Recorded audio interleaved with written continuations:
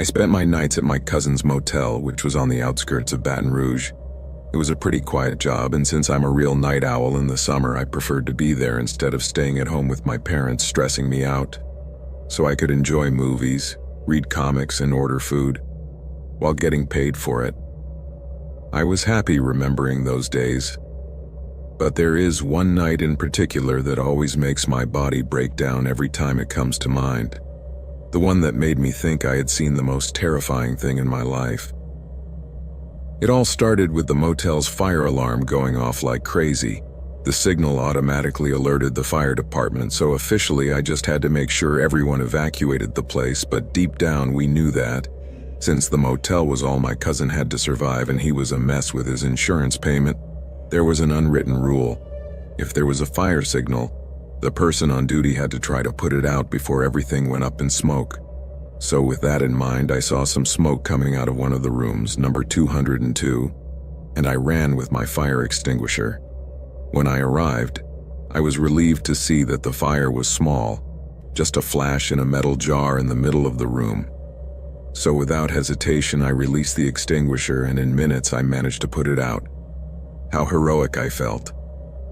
I didn't pay much attention to the fact that the room was empty, because I assumed that everyone had evacuated with the others. By that time, my cousin was already aware of the fire and the phone wouldn't stop ringing, so I felt like a champion when I told him I had saved the day. "I saved your business," I told him proudly. He thanked me and asked me to check the damage before the firemen arrived, so after reassuring the guests in the parking lot, I went back to the room. It was then that I realized that the fire had started in one of those metal trash cans that are in every room. Someone had filled it with all kinds of mysterious things, had left it in the middle of the room, and had lit it before leaving. As I thought about how strange it was that someone would do that, I noticed that there was a pile of clothes in the room, children's clothes, and among those clothes there were several drawings scattered about, and some of them were quite disturbing. I went over to take a closer look, and as I did, I realized that it shouldn't just be the fire department on its way. The police should come too. The drawings showed children inside cages or crying while looking fearfully at some adults who looked very angry. That finished breaking my nerves. I felt a chill run through my body, and the idea that something really disturbing was happening echoed in my head. Who had made those drawings?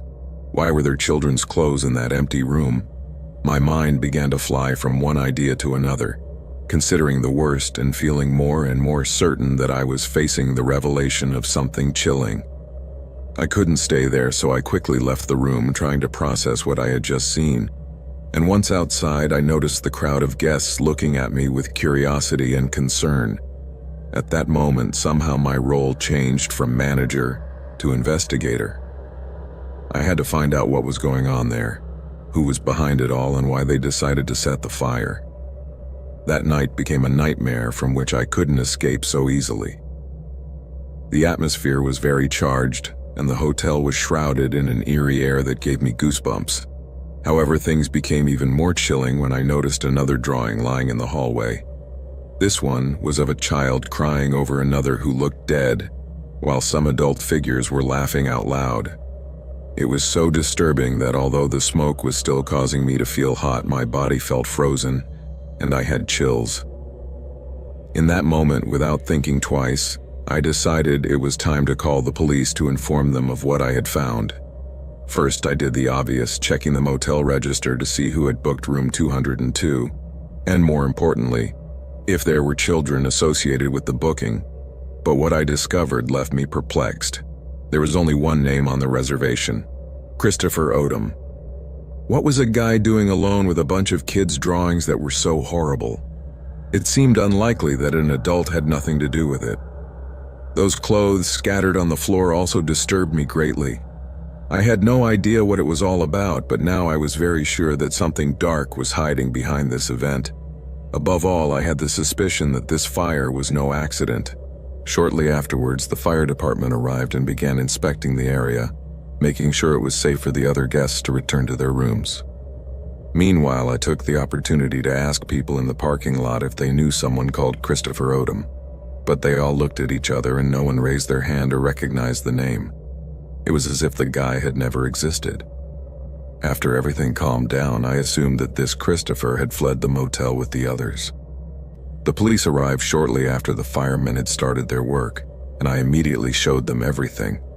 The clothes, the drawings, and the reservation under Odom's name. They told me that their investigation would focus on the possibility of arson, thus corroborating my suspicions, but they were also interested in those drawings and garments. If they managed to catch the person responsible, all that would be part of the case. However, after that, I didn't hear anything more about the matter for a while. I asked my cousin about the investigation several times, and every time I did, he gave me the same answer. They haven't caught anyone yet. I tried to bring up the subject of the children and the drawings, but he only seemed to care that the room hadn't suffered much damage, forgetting that I was the one who had put out the fire. It seemed that for him the most important thing was that I felt like his hero, so every time I mentioned the situation, I only received pats on the back and a couple of compliments, but that was not at all my intention in bringing up the subject. I was really concerned about what I had seen that day. As the weeks went by, I had more questions than answers, and I became obsessed with the idea of what this Christopher guy might have been trying to do. Did he have a bunch of kids locked up somewhere? If he was involved in something as sinister as human trafficking, why would he leave so many traces?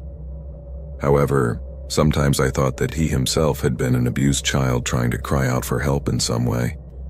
That idea was even more disturbing, full of disturbing possibilities, and it made my stomach turn over to imagine the horrible things that the child who made those drawings to capture such heartbreaking scenes must have experienced. Deep down, I felt there was a dark story behind all this, but I wasn't sure what it was. Maybe in time, if the truth comes out, I'll be able to find out what really happened that night at the motel. Or maybe, like so many other things in life, it will remain an unsolved mystery forever.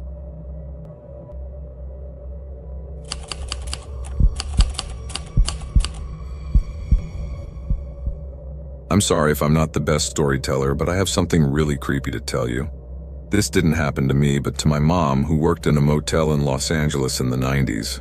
One day, a guy arrived to rent a room. For the purposes of the story, I'll call him the client. This guy stayed at the motel for a while, and curiously, he always had a "Do Not Disturb" sign hanging on the door. My mom was in charge of cleaning his room, and after a week of being like that, she couldn't go in to attend to him. The good news was that the client was always friendly and very polite, and every time he saw her or other members of staff, he would apologize and say that he would prefer them not to enter his room for the time being. He was peculiar, but nobody minded, as it was saving them work. However, after several days, the client disappeared, and the sign was no longer on the door. Everyone thought he had left, so it was my mom's turn to do the cleaning, and since she hadn't been able to enter for almost a month, she was excited to finally be able to see that room. But the excitement didn't last long. When she opened the door, a horrible smell hit her right in the face. She didn't know where it was coming from, so she started to check the room, which was a complete mess. My mom said it looked like it had been the scene of a wild party, although there was no sign of other guests, and as far as she knew, no one else had been in there. However, the smell was so strong that she followed the trail back to where it was coming from, and this led her to the closet. Upon opening it, she found a cardboard box soaked in something nauseating on the floor, and as she got closer, the stench intensified. Mom felt strange, but she also had a feeling that led her to think that the client had been using that box as a toilet. So she thought about it for a while before finally deciding that she should look inside. In the end, she put on gloves and covered her mouth to take out the box and take it to the trash. But when she lifted it, she realized that it weighed more than she expected. At that moment, another waitress approached, attracted by the bad smell that emanated from that room and that now spread throughout the hallway. Seeing my mom holding the box, she told her in alarm that they should call the police. It turns out that a few years earlier, that same woman had found a body in another room, and she told my mother that the smell was exactly the same, so they decided to call the authorities to investigate. They notified the hotel manager, who called 911. When the police arrived, they opened the box, and as they did so, The officers' faces changed to an expression of concern and horror.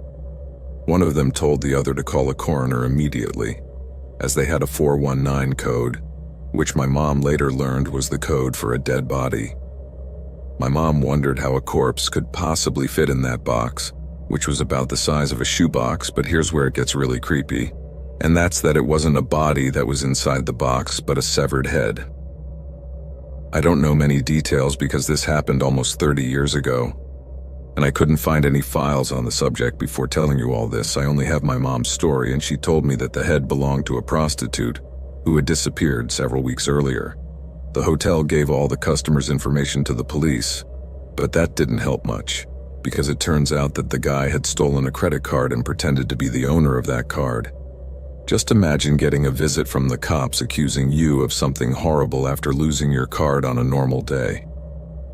My mom continued working at the motel for another year, but she decided to leave it all behind when she met my dad and moved to Iowa. This story has always given me the creeps, and since then, I have avoided working in motels or anywhere like them. No matter how desperate I am for a job, I think I would have to be in extreme situations to work in a place where I run the risk of encountering something like that, of facing the darkest side of human nature.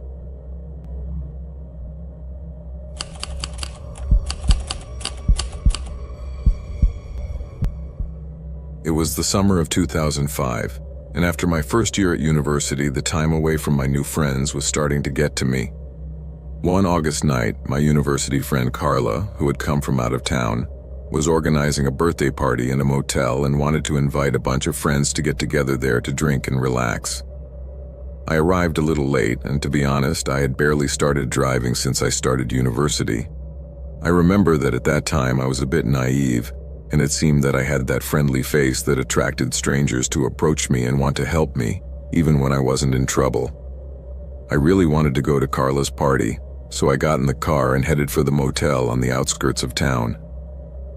It was an area that used to be a shopping center, but now it felt pretty desolate. I assumed that Carla chose that motel because it was cheaper, but it was also far from the university and anything interesting. When I arrived, I noticed that there weren't many cars in the parking lot, but I went up to the second floor anyway, where Carla's room was. It was a typical motel room. A couple of large beds, a bathroom, and an old TV. Nothing extraordinary. She invited me in and poured me a beer. I took a sip out of courtesy. But the truth is that I felt a little out of place. Most of my friends from university weren't there, and the conversations were pretty boring. Usually I liked watching movies or having interesting conversations with my friends, but here there was just a group chatting about nonsense and drinking, which wasn't very entertaining for me. After a while, the atmosphere became heavy, and I decided it was time to leave. So when there was a short silence, I told Carla and her boyfriend Leon that I was leaving and thanked them for the invitation. They accompanied me to the door, and while we were on the balcony talking, a taxi stopped right below us. I looked down and saw a guy getting out of the cab, but the weird thing was that as soon as he set foot on the ground, he stood there staring at me. The man had no expression on his face, and from what I could see, he didn't even pay the driver. He just stood there, transfixed, looking at me. It gave me the creeps.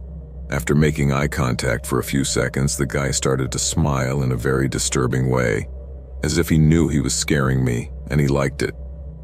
I felt uncomfortable, but after a few moments, the guy left. I took the incident a bit as a joke, then I went back down to my car. I put my bag on the passenger seat, and just as I was about to close the door, a car pulled up right behind mine, blocking my exit. I looked, and to my horror, it was the same guy who had got out of the taxi. Apparently, he also had a car. Then, without taking his eyes off me, he got in and stood watching me from there, still wearing that disturbing smile. Not knowing what to do, I just thought about how terrifying the situation was, and decided that the best thing to do was to run back to the party. I was so fast that I left my bag open and the car door unlocked. I was scared. I wanted to get away from that guy as fast as possible. Who was he? Why was he looking at me like that? As I ran towards Carla's room, Adrenaline was coursing through my veins. I didn't want to think about what could have happened if I hadn't made that decision. At least I would feel safer among friends. When I got to the room, I knocked on the door in a hurry. I told Carla and her boyfriend Liam what had just happened to me with the weird guy, and he decided to go out on the balcony with me, and as we did, we saw that the guy's car was still there. They were scared, so we decided to call the motel reception to ask them to send the security guard to accompany me to my car. A while later, a guard appeared, but he was a chubby guy who didn't seem very happy to be there. The man just tapped on the door and, in the end, didn't even move. He stood on the balcony looking down without saying anything. The situation was becoming uncomfortable, but after a few minutes, the creepy guy's car left. At that moment, I decided it was best to run downstairs and get into my car. Liam accompanied me to the car, although the guard was still acting strangely. When I finally got in, I started the engine and left in a hurry, before that guy decided to come back. However, before leaving the parking lot, I paused to make sure Liam would return to the room safely, and seeing that the doors were secure, I finally left. This may seem exaggerated, but the way that man had gotten out of the cab and looked at me without blinking really gave me the creeps. It was strange to think that he had chosen that hotel just for me, and I wondered how he had known that I would be there. If he was in the taxi, he couldn't see me, but he still decided to turn his head immediately towards me. He didn't seem to be staying at the motel, which raised more questions. And if he had his own car, why on earth did he need a taxi? All this paranoia made me wonder if he was really there to rob me or worse. In the weeks that followed, I couldn't help but imagine what would have happened if I hadn't noticed the presence of that creepy guy, and instead of going back to the room and calling for help, I had walked out of there with that guy chasing me. The paranoia haunted me for weeks, thinking about how he could be lurking around. But fortunately, I never saw him again.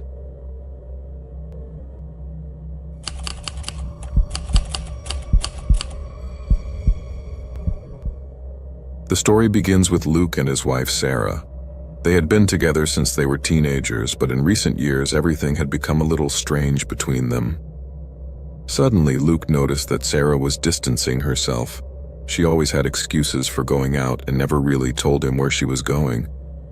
In time, he realized that she was cheating on him, and although he knew it was best to confront her, he couldn't bring himself to do so. Instead, he decided to find a terrible way to escape his despair. Knowing that Sarah was unfaithful, Luke wanted to get even, so he got on a dating app and started looking for someone. He quickly came across a lovely girl called Mary. They started chatting, and Luke decided to be very honest with her. He told her he was married and that he just wanted a casual encounter. To his surprise, Mary agreed and accepted to meet him anyway. So they planned to meet at a motel on the outskirts of the city, a bit of a seedy place. But he thought there was no risk of running into anyone he knew there. So he told Sarah he was going to a work conference and headed for the motel. When he arrived, he checked in and sent a message to Mary, but received no reply. Some time passed, and to make the wait go quicker, he took a shower.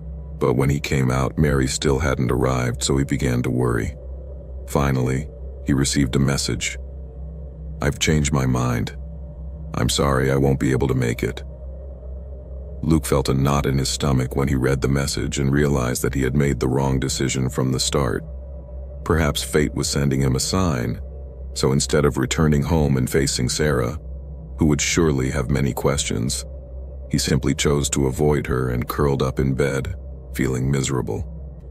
After a while, he decided he needed to get out of that dark room, so he put on some shorts and went down to the motel pool. When he arrived, he noticed a blonde girl sitting alone in the jacuzzi. For a moment, he thought it was Mary, but as he got closer, he realized it was a stranger. She smiled at him, and despite the strange atmosphere, Luke smiled back and she invited him to join her in the jacuzzi. He accepted without hesitation, and once there, they began to chat animatedly. They got along quickly, and while he found it strange that she didn't ask him what he was doing there, he was relieved not to have to explain himself. After chatting for a while, the stranger suggested that he accompany her to her room. Luke couldn't believe his good luck. At the end of the day, he felt that his wishes were coming true all the same. However, he began to wonder if she was there for a different reason. That is, he thought that maybe she was an escort looking for a new client. Deep down, he knew he had come for an affair, but the idea of paying someone made him uncomfortable. However, the girl, realizing his concern, explained that she was a waitress and just wanted to have a good time. That was enough to make Luke feel more at ease. Without thinking about it too much, he invited her to his room. They left the jacuzzi and went up to the second floor. He gave her his room number, and she said goodbye, saying that she would go and change and catch up with him in a moment. Excited by what was about to happen, he returned to his room and quickly took off his wet trousers. But the excitement turned to anxiety when 10 minutes passed and she didn't show up. Then, 25 minutes later, he began to think that maybe she had changed her mind. However, instead of staying in bed and just letting it go, he decided not to let the possibility of meeting her slip away. So he took the room key and walked to where he knew she was. When he arrived, he saw that the curtains were closed, but he noticed that there was a light on. So he knocked on the door, but there was no answer, although he did hear noises inside. But just as he was about to return to his room, something stopped him. He had this strange feeling that something wasn't right, so he made sure no one was around and went to the window, trying to see through the crack in the curtains, but he wasn't prepared for what he would see in that room. The blonde girl was lying on her bed, covered in blood, and a dark figure was standing next to her, stabbing her frantically in the stomach. He couldn't make out the attacker clearly, but it seemed to be another woman. It was a horrible, grotesque scene, worthy of a horror movie. Luke was terrified and almost fainted from the shock of seeing the brutality with which this other woman was attacking the girl's lifeless body. But he knew he had to do something. He banged on the door as hard as he could, shouting, "Leave her alone! What are you doing?" Then the door opened slowly, and when he saw who was standing there, he gasped. It was Sarah, his wife. "You should have stayed in your room," she said with disturbing calm. He wanted to ask her what was going on, but she grabbed his arm and dragged him inside, closing the door behind him. The horror that Luke saw inside that room almost made him vomit. The girl from the jacuzzi was dead on the bed, floating in a pool of blood with her insides exposed. "What did you do?" he managed to mutter, almost out of breath. "I killed her," Sarah replied with terrifying calm, as if she were talking about the weather. "Why?" Luke asked, his voice trembling. "Because I love you," she said. And when she looked away, fear gripped him as he saw her expression. They had been together for 10 years, and now he didn't recognize the person in front of him. "I know what you're going to say," she continued. "But I forgive you. I know you'll never do anything like this again," said Sarah. But Luke was terrified and in shock. "We have to call the police," she said, trying to remain calm, but she let out a mocking laugh, as if she had just said something ridiculous. "You wouldn't do that. I'm your wife." Sarah sat on the bed with the corpse right behind her, calmly looking as if nothing was wrong. "Come here," she said, patting the blood-covered mattress. Luke had never been so scared and confused in his life, but he remained silent and frozen when he saw her take the knife out of the dead woman's stomach and then pointed at him. "Hurry up," he said. "We need to get some condoms from the other room." What the hell? He thought, but said nothing. Instead, he took the opportunity to run away, but instead of returning to his room, he went straight to the lobby and called the police. All this happened 4 years ago. Since then, Sarah was arrested, admitting that she had been involved in several murders. At the trial, Luke realized that Sarah had not been deceiving him. She had really been leaving the house to kill. Luke had known Sarah since he was a teenager, but he had no idea that he had actually married a serial killer. The story of Luke and Sarah is a reminder that you never really know people. Sarah was sentenced to death for her crimes, which chillingly went back to when she was in secondary school, but Luke, fortunately, was able to rebuild his life with a wonderful girl, whom he married and with whom he is now expecting their first child.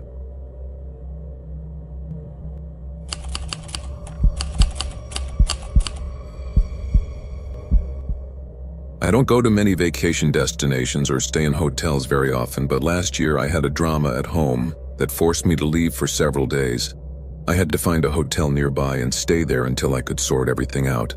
I was clearly not at all happy with this situation, but there weren't many options to choose from. So I looked for the cheapest hotel I could find in the area, in the hope of saving a little money. And that's how I found this hotel, which was about 25 minutes away and was much cheaper than others closer by. I assumed that the low price was because it was in a somewhat dangerous part of the city, but the economy convinced me that it was the best option, at least until I arrived. Beforehand, I must say that the place looked pretty disgusting from the outside.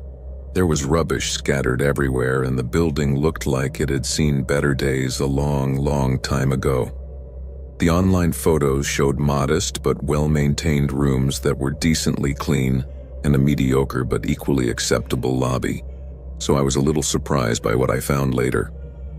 As soon as I arrived, I grabbed my suitcase, and as I entered, I was relieved to see that the lobby was small, but at least it was clean and tidy, so I went to the counter to check in, but there was no one there. After waiting a minute without anyone appearing, I started to look around and realized that the place was deserted. Not a soul was in sight. I didn't want to read too much into it. After all, it was a cheap hotel, and given the area it was in, it was reasonable that there wouldn't be a long queue of guests wanting to stay there. Besides, it was only 4 p.m., so I thought that surely people would be out and about or in their rooms. However, after a few minutes, seeing that no one had come out yet, I decided to venture a little further to explore the place, so I walked towards the corridor leading to the rooms. At the end of it, I saw a guy standing just outside a door, and after watching him for a while, I got a bad feeling. It was disturbing to see that the man wasn't moving at all.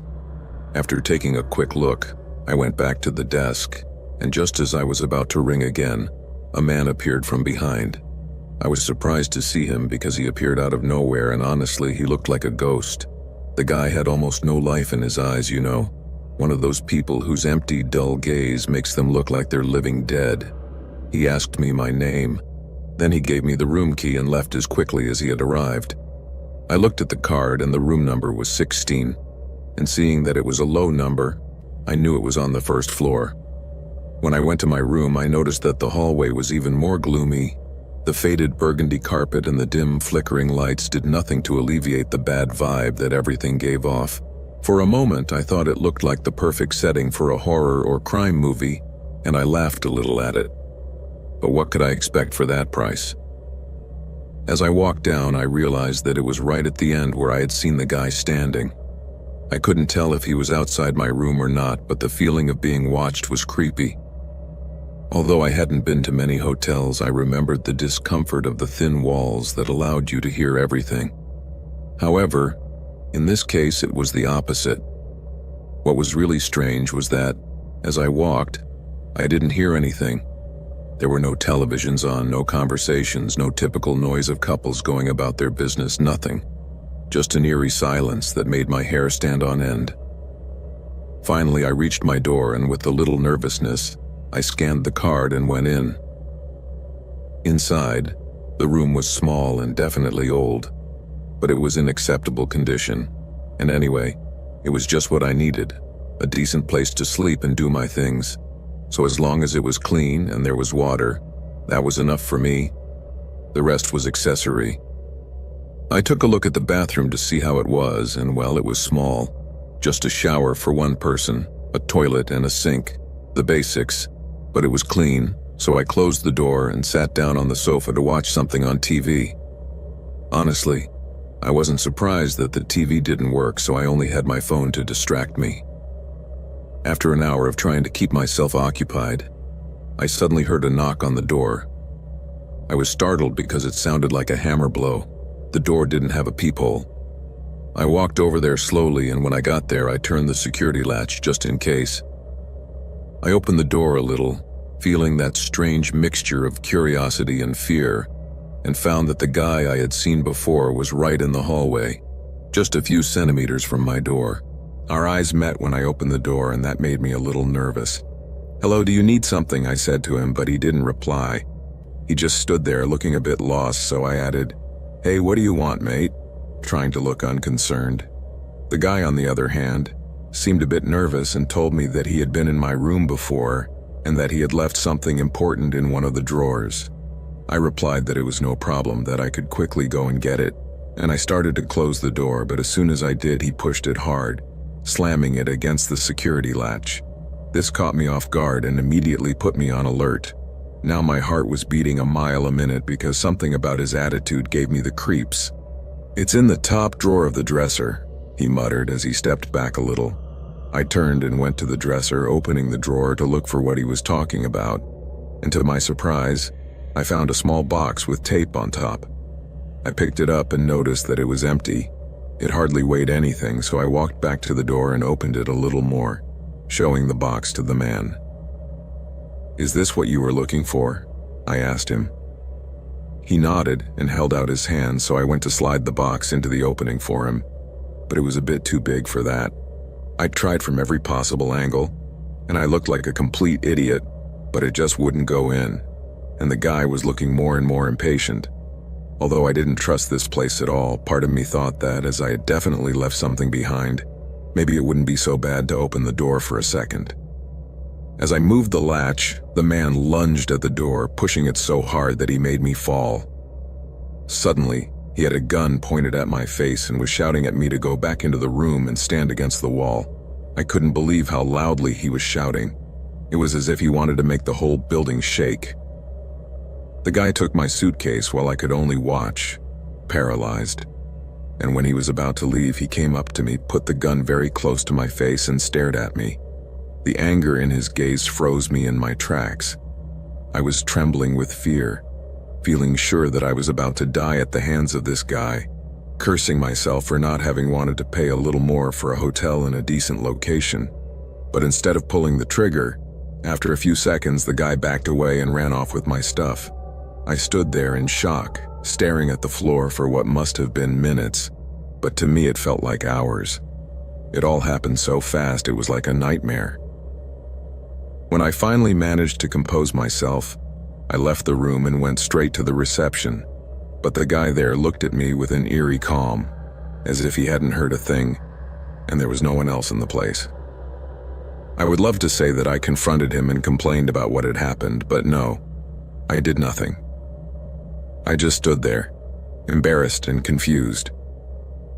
The guy just looked at me as if I didn't belong there, and his eyes clearly reflected that he knew what had happened, but it was as if he didn't care at all, or as if he had no responsibility whatsoever for the safety of the guests. For a moment, I thought that maybe that was normal, that everyone was expected to look out for themselves. The till turned out to be empty, and what had happened was just a typical plot to rob the unsuspecting like me.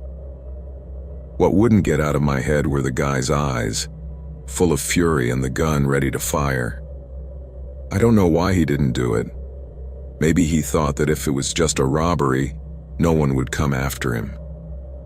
That idea wouldn't leave me alone, and as I thought about everything that had happened, I promised myself that I would never again stay in a cheap hotel in a dangerous neighborhood.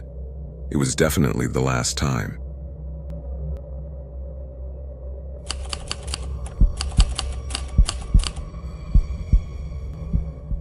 My name is Lucas. I'm 42 years old, and lately I've been working as a security guard at a gym located next to a well-known hotel in the city.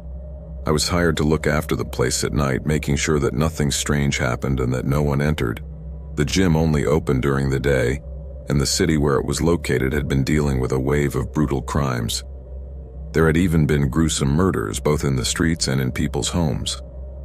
So the owners of the gym decided they needed someone like me to keep their reputation intact and avoid any inconvenience.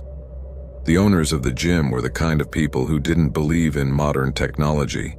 They wanted real people of flesh and blood, instead of security cameras and so on. So here I was, ready to make some extra money as a security guard, and to make it more enjoyable, I had a couple of friends with me, Mike, who was 33, and Clara, who was 28. The first week went by and everything was quiet. It was a Monday just after 1 a.m., and the three of us were at the gym, and after checking every corner one more time, We decided to just sit and wait for something to happen while we played cards. Mike said this was an easy job. "What criminal would come to an empty gym at this hour?" he said. "They're crazy to want a security guard here." I replied, "Yes, but crimes in the city were on the increase, both in frequency and in violence. A friend in the police force told me that there are details that are not talked about, but some of the bodies appear mutilated, as if the killer took parts as trophies." That same friend had told me that they didn't know for sure if they were dealing with a very cunning and brutal serial killer or with a criminal organization operating in the shadows. Clara, with an expression of concern, said that there were too many crazy people out there, and that's why we had to be on our guard. My colleagues and I had been in this business for years, and I thought that nothing could surprise me anymore. "Anyway, I need to go to the bathroom, $10 on the next round," Clara told us. "Go and do your thing," I replied. About 20 minutes passed and Clara was still in the bathroom. "It's strange that it's taking so long," I said to Mike with some concern. "Sometimes we need more time, you know what I mean?" Mike replied. But in the end, he decided to go and see what was happening while I organized the decks for the next round. About 20 seconds passed and suddenly I heard Mike scream, "Lucas, come quick, this is crazy!" Mike sounded terrified, so I ran as fast as I could, and when I arrived, I had to hold on to the walls to keep from falling. There was Clara's body, not in the bathroom but right outside, hanging from the ceiling. Her neck had been cut and blood was dripping to the ground as if it were some kind of macabre ritual. Who the hell would do something like this? What kind of monster takes the time to do this? I said as I looked for what was holding her body. It was like a strange substance, like glue, but it burned my skin when I touched it. I couldn't hold it for long without hurting myself. "Mike, look at this!" I shouted at him, but he was paralyzed, his gaze lost in the scene. The tension was unbearable and anger and horror mixed in my veins. We needed to get out of there, but there was no way we could leave Clara like that. The feeling that the killer could return at any moment chilled my blood. As we tried to come up with a plan, the sound of footsteps echoed in the distance. Then I looked at Mike, but I realized he was no longer by my side. Where did he go? I asked myself anxiously. Suddenly, I had that horrible feeling that we were trapped and that the worst was just beginning. I tried to call Mike, but the line was dead. He had always been an unpredictable guy, for better or worse, and realizing that Clara was dead, I was worried that he was looking for the killer on his own. If that was the case, that was a pretty dumb idea. I moved cautiously. I was the most pragmatic guy in the group and had more experience than the others in difficult situations, so I didn't want to call Mike because I knew that any sound could attract unwanted attention. Unwanted attention. All that was left was to listen, but everything was silent. Suddenly, I heard a noise coming from the end of the corridor. It was a small room where they kept old machines and broken devices. I approached with some fear and saw that the door was closed, but the sound was strange, as if someone were hammering something. When I finally opened it, I was frozen. "What the hell?" I muttered as I saw a figure in front of me. It was like any other person, but impossible to decipher. It was shrouded in a dense shadow that seemed to absorb the light, and a chill ran down my spine as I felt a cold evil emanating from it. There it was, skinning Mike. Its hands, sharp as blades, were tearing my friend to shreds, and I couldn't stand by and do nothing. So without thinking, I fired my gun at the figure. Bullets flew, and I felt a kind of relief as I saw the creature shudder at the impact. A 9mm caliber can do a lot of damage, especially at close range, and at that moment the creature let out a horrible scream, like a mixture of pain and fury that resonated throughout the room. Suddenly, that thing turned towards me, and in the midst of the panic I started shooting at it again, but my revolver was out of bullets. I almost had a heart attack when I saw it coming towards me, but I couldn't let it catch me, so I started hitting the thing with my gun, with what was left of my strength, aiming at where its face was supposed to be if it had one. I thought I was gaining ground, that maybe I had it on the ropes, but then something strange happened. The shadow muttered something in a language I didn't understand, and suddenly, a black vortex appeared right in front of it. The shadow went through the vortex as if it were a portal, and in the blink of an eye the hole closed, swallowing up that abomination. At that moment, everything became clear to me. We were dealing with something that inhabited a dark dimension, an entity that had been there since time immemorial, probably. Throughout history, cultures from all over the world have spoken of these shadows and have called them 1,000 different names. They are considered evil parasites that sometimes cross over to our plane and take whatever they want. How often does this happen? Do they have even darker plans? Are they among us, disguised as normal people? Those questions tormented me, and I had no answers for them. Finally, I called the police. To my surprise, there was already a phone signal. It was as if the energy of that thing had interfered with the satellite signal. I don't know, but the truth is that I was finally able to communicate with the police department and tell them everything that had happened.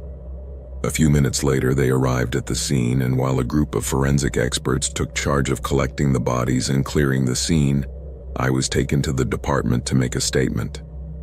To my surprise, the officers were very interested in hearing all the details about the shadow and the vortex, so I explained everything from the beginning to the end. During my statement, they were kind and attentive to my story, but then they looked at each other in a way that I couldn't decipher, and what they told me afterwards sent a chill down my spine. "You'd better get a lawyer. Now I'm in prison, accused of murdering my friends and awaiting trial. My lawyer has told me that the outlook isn't too encouraging for me, as my fingerprints are all over the place, and according to the recordings from the street security cameras, no one but me and my 2 companions entered that place that night. I was too naive to think that the police would believe what I told them, but believe me, it was real. What I have just told you was exactly what happened, even if nobody believes me and they all consider me a crazy and brutal murderer. If I am found guilty, I could face the death penalty and all that just for telling the truth. I know most people are skeptical, but you should know that there are many more things in this world than we can understand or explain, and unfortunately that night I came face to face with the darkest side of the unknown."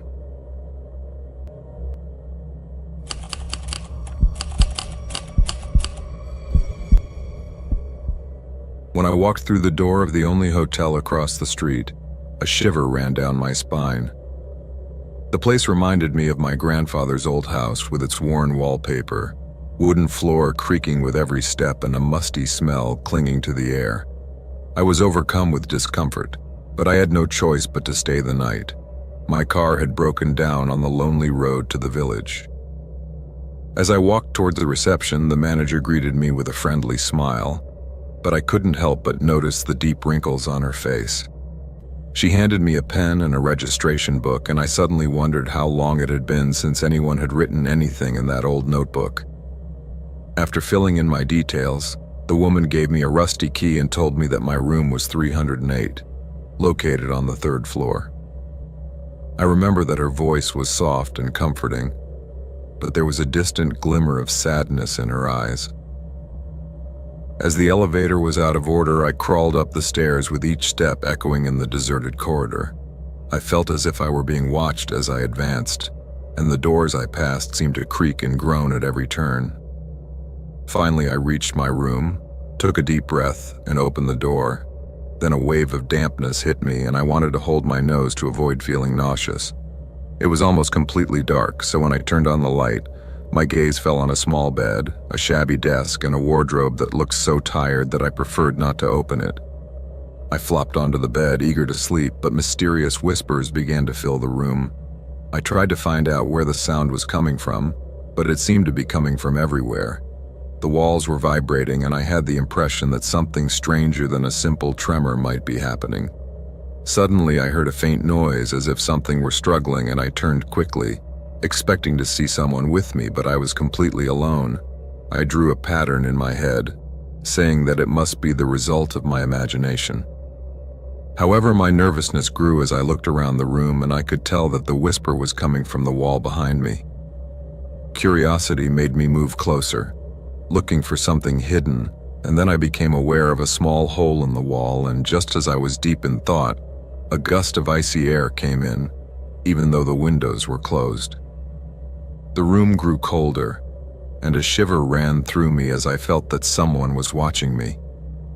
I moved away from the wardrobe, distracted by the wind, and started to look for its origin. It was then that I realized that the door to my room was ajar, and a wave of thoughts invaded my mind.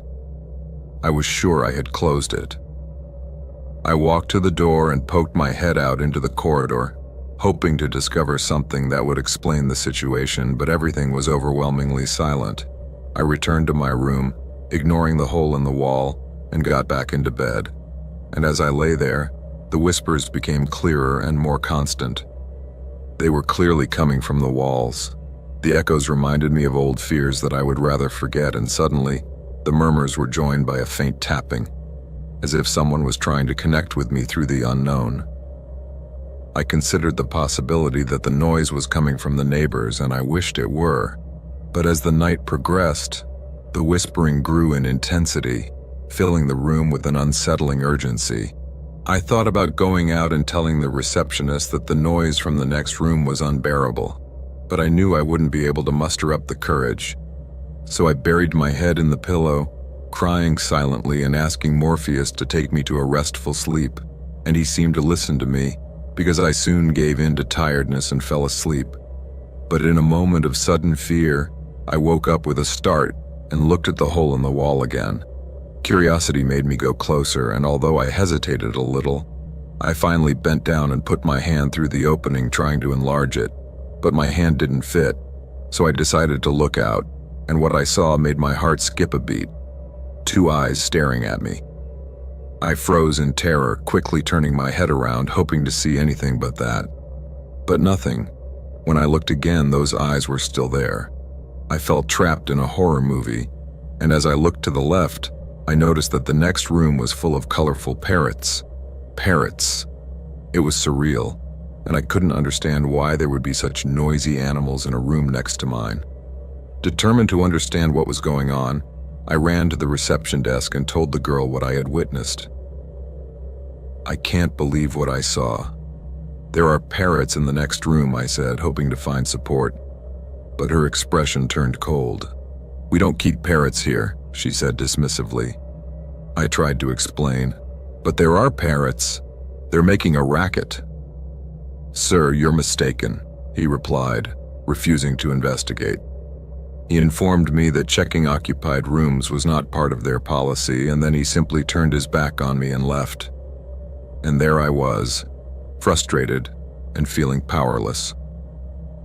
I returned to my room, tossing and turning in bed while the parrots continued to whisper and laugh, making it impossible to find any rest. I tried to close the wardrobe door, but that didn't help. They were still there, laughing at me.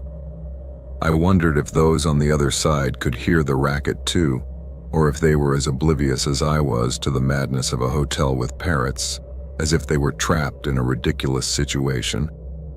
The tension turned into a sleepless night. I couldn't wait for dawn to break and get out of that place. When I finally woke up, the sun was already up and I had no idea what time it was. I had a headache.